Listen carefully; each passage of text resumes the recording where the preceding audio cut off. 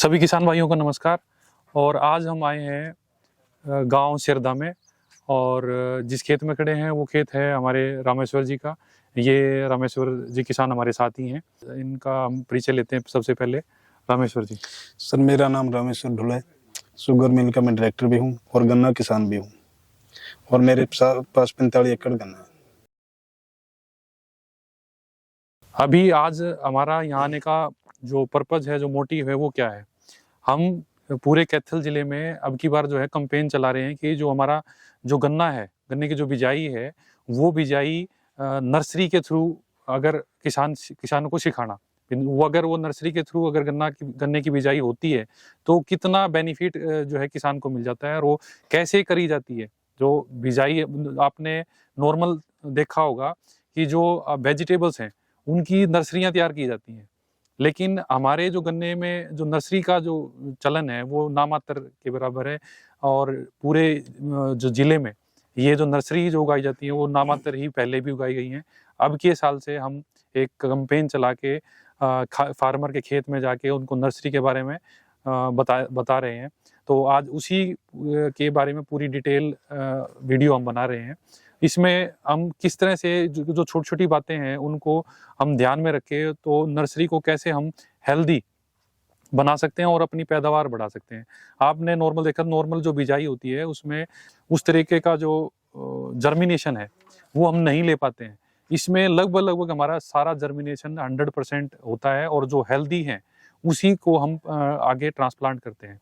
तो इस कड़ी को हम बढ़ाते हुए हमें क्या-क्या चीज़ चाहिएँगी और किस-किस चीज़ों की हमें सावधानी रखनी पड़ेगी, वो हम आपको पूरी डिटेल से बताएँगे।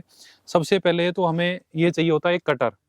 कटर जो है, जो अपनी जो आँख है वो उसको निकाल सके। जैसे मैं आपको डेमोन्स्ट्रेशन दिखाता हूँ।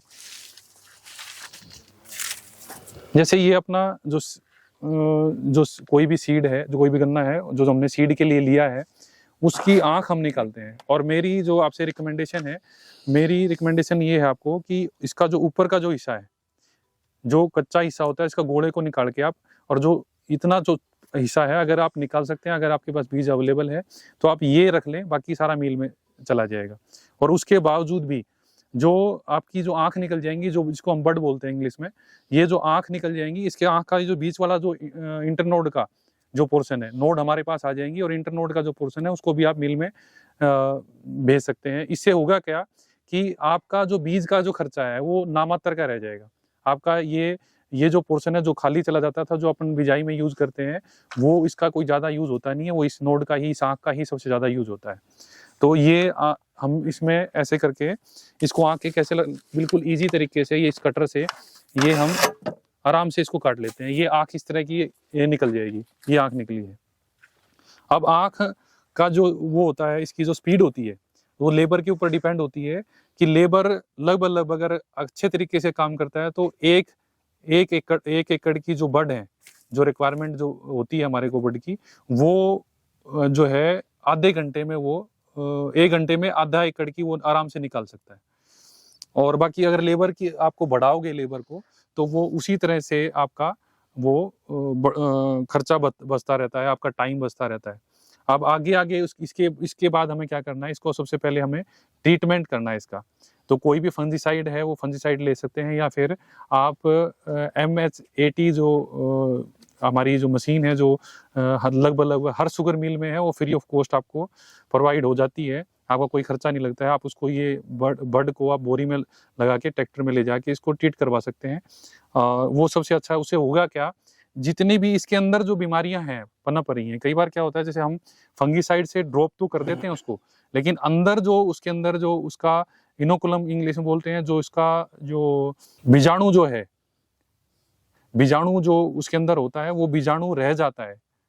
अपने हमारे लाख प्रयास के बाद भी रह जाता है, लेकिन MH80 है उसको पूरा 100% स्टरलाइज कर देती है और उसमें सारे बीजाणुओं को मार देती है। तो अगर ये बीज उससे उपचारित होता है तो दी बेस्ट है। अगर नहीं है आपके यहाँ पे, आपकी डिस्टेंस जो है शुगर मिल से काफ़ी ज़्यादा है और नहीं करवाते, तो भी आप फंगीसाइड से इसका आप ट्रीटमेंट कर सकते हैं। उसके बाद क्या करना होता है, इसमें चाहिए होता है हमारे को कोकोपीट। कोकोपीट हमारा जो है वो कई क्वालिटी का मार्केट में अवेलेबल होता है। अब ज़्यादातर किसानों को पता नहीं होता इसी क्वालिटी के बारे में, तो जो लोएस्ट जो क्वालिटी है, क्योंकि किसान क्या करता है, वो प्राइस को देखता है कि प्राइस जो है ये तो मार्केट में इतने रुपए का मिल रहा है जी, तो ये जितना ईसी इलेक्ट्रिक कंडक्टिविटी जिसको बोलते हैं, क्योंकि ये जो कोकोपीट आप सबको पता है, जो समुद्र किनारे जो एरिया है हमारा स्टेट है, वहीं पे ही ये उगता है। तो उस दौरान उस प्रोसेस के अंदर जो इसके अंदर जो साल्ट है वो साल्ट ज़्यादा होता है, और साल्ट जितना ज़्यादा होगा उतनी ही हमारी पौध को नुकसान देता है। तो आप ये कैसे चेक कर सकते हैं? आप एक डब्बा डब्बे ले आऊं। मीटर कहाँ है?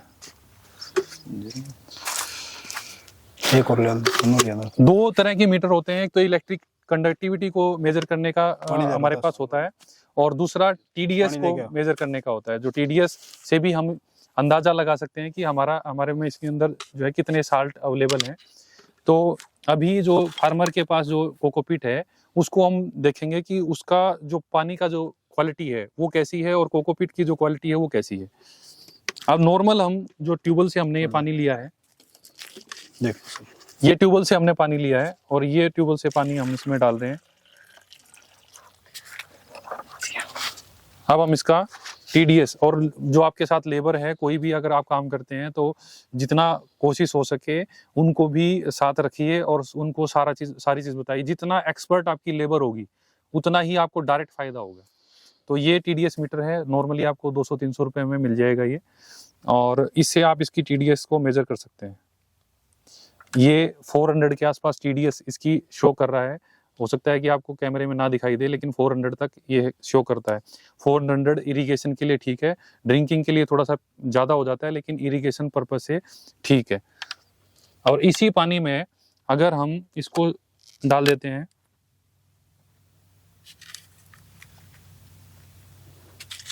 इसको अच्छे से मिला लीजिए।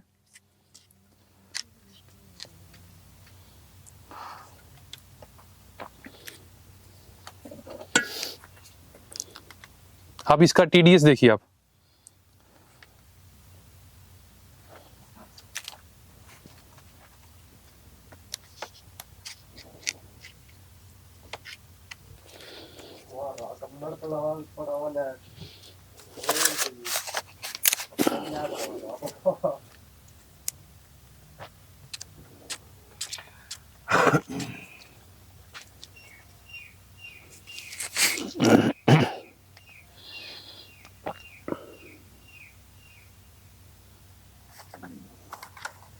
ये टीडीएस जो है आपका वेरी करता है, कभी आपको 600 दिखाएगा, कभी 800 दिखाएगा।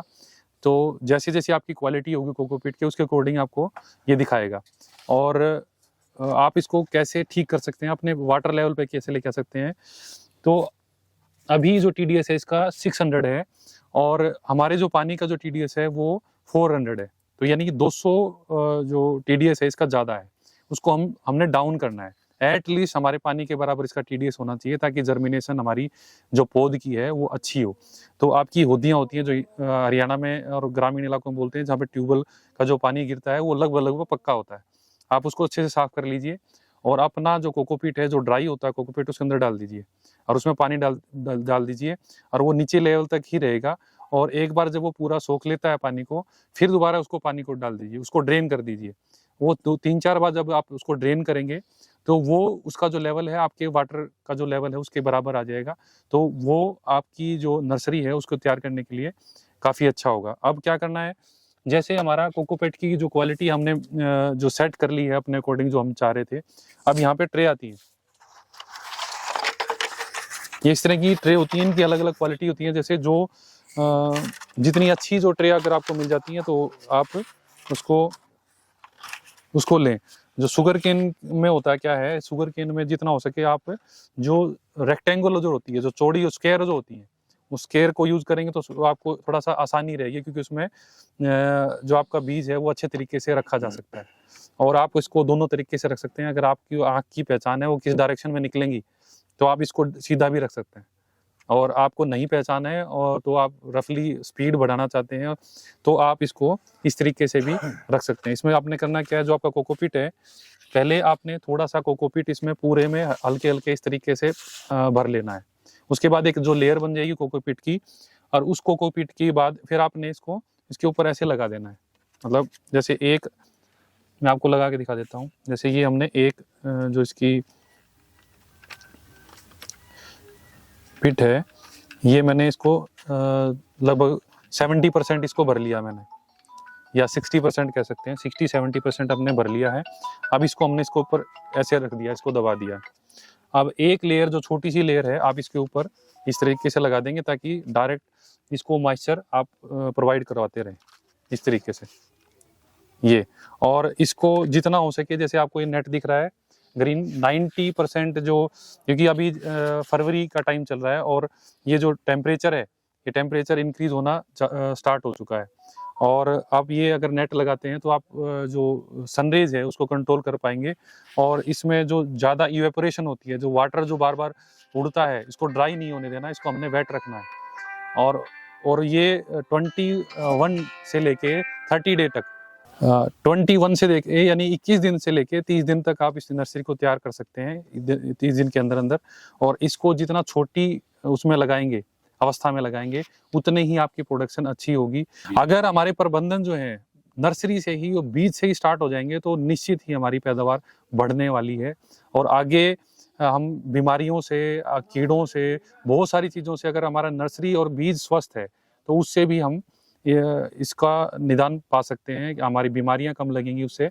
और नर्सरी का जो खर्चा है वो भी आपका पूरा हो सकता है। क्योंकि लगभग जब अगर हरियाणा की बात करें तो हरियाणा में पर एकड़ के हिसाब से जो गवर्नमेंट है उसको 5,000 रुपये का अनुदान किसान को दे रही है। तो आपका कहीं ना कहीं ये जो कंपनसेशन है, एक तो आपका सीड का खर्चा बच रहा है, इससे सीड आपका नामात्र के पैसे में आपका सीड तैयार हो जाएगा, मेहनत थोड़ी लगेगी, लेकिन आपको जो प्रोडक्शन आएगी, आपकी बीमारियां कम लगेंगी, वो आपको कहीं भी आपको ये नहीं होगा कि आपका जो खर्चा है वो इंक्रीज हुआ है।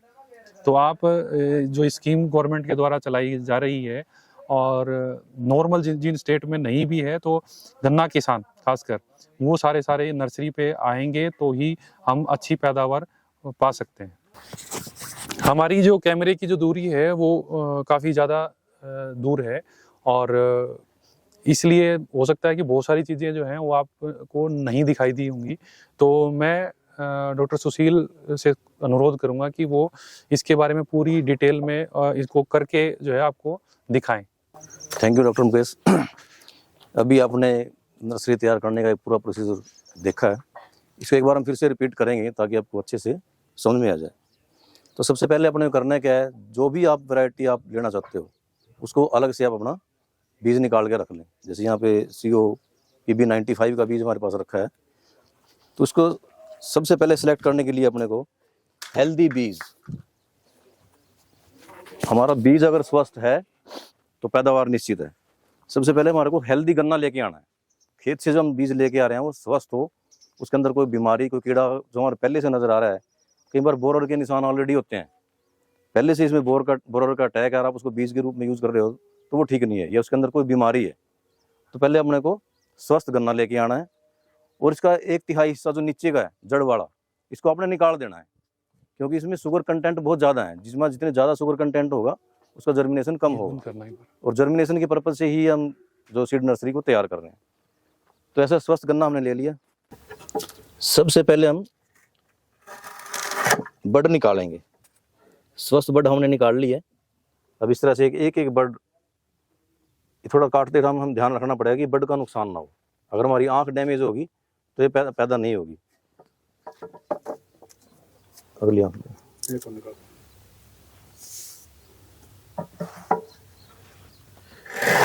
ये देखिए, ये सही तरीके से आई है, पूरी आंख इसमें आ गई, और साइड से भी गन्ना खराब नहीं होना चाहिए।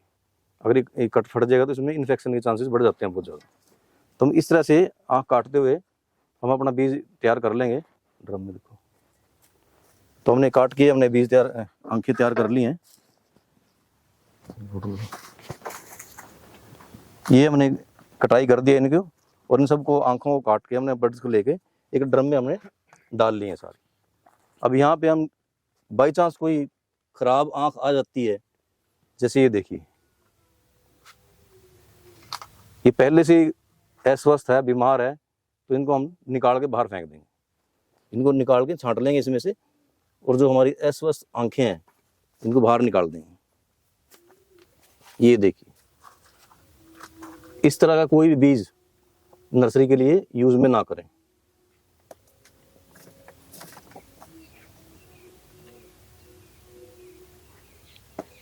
तो इस तरह से हमने जो हमारे पास बीज बचा है इस टाइम, ये पूरा स्वस्थ बीज है, इसका हम बीज उपचार करेंगे।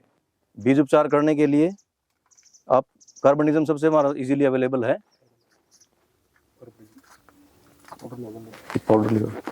कार्बनिज्म पाउडर का हम घोल बना लेंगे ड्रम में, उस ड्रम में इसको घोल के, ये मेरे हाथ में एक फंगीसाइड का पैकेट है, कार्बनिज्म या कोई भी और आपको मैंकोजेब का आपको मिल जाएगा, मैंकोजेब प्लस थायोफेनेट मिथाइल का ये है मेरे पास कॉम्बिनेशन।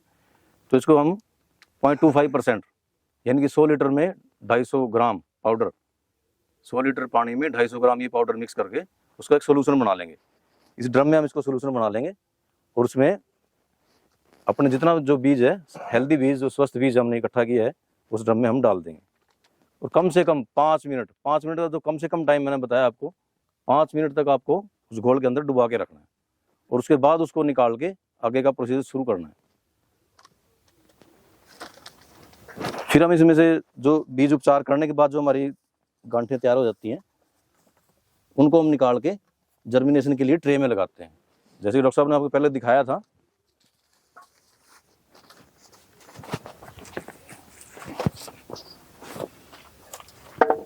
यहाँ ये हमारा कोकोपीट बिल्कुल तैयार है, इसकी टीडीएस कम कर ली गई है, इसको 2-3 बार पानी से धो दिया गया है और ये कोकोपीट बिल्कुल तैयार है।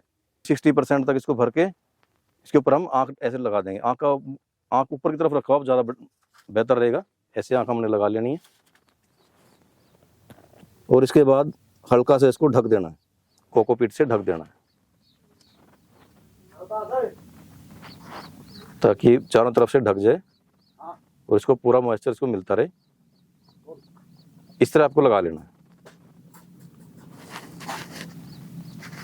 इस तरह से हम भर के इसको रख देंगे ट्रे को। जैसे हमारा ग्रीन, अगर आप पास नेट हाउस है तो नेट हाउस में लगा दें, या कहीं छायादार कोई जगह है अपनी, डायरेक्ट जहाँ सनलाइट ज़्यादा ना पड़ती हो, ऐसी जगह भी आप इसको रख सकते हैं। इस तरह से ये जो हम तैयार करते हैं नर्सरी, तो हम इसमें ट्रे में लगा देंगे और 21 से 30 दिनों के बाद आपकी नर्सरी ट्रांसप्लांटिंग के लिए तैयार हो जाएगी।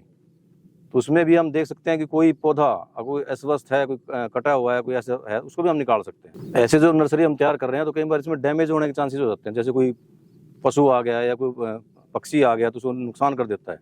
तो ऐसे नुकसान किए हुए पौधों को भी हम नर्सरी से निकाल सकते हैं।